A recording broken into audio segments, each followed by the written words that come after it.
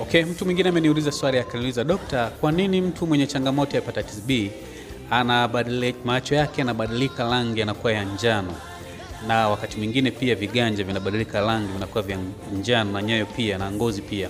Jibu ni kwamba ukumbuke red blood cells au seli nyekundu za damu huwa zina muda wake wa kuishi, zinaishi siku 120, lakini zikishaharibika zinapelekwa kwenye bandama.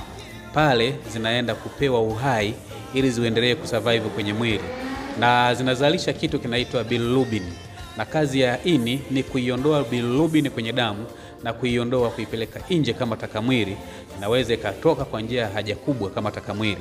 Na hii bilirubin itakaposhindwa kutoka kwenye mfumo wa damu itarudishwa tena kwenye mfumo wa damu, hivyo na uwezekano pia bilirubin ikaanza kuathiri nini? Kaathiri macho.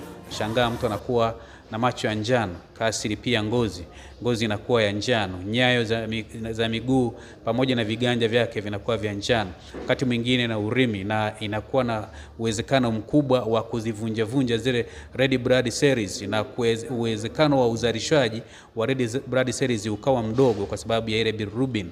Kwa hiyo ni moja kati ya changamoto kubwa sana. Nini tunakifanya kumsaidia mtu huyu?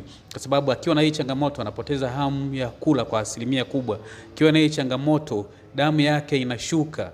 Akiwa na hii changamoto ni wazi kwamba anaweza akasababisha kidney failure kwa hii changamoto ya kuzalisha kwa bilirubin kwa kiasi kikubwa na kutokuondolewa kwa taka mwili ambayo imetokana na damu.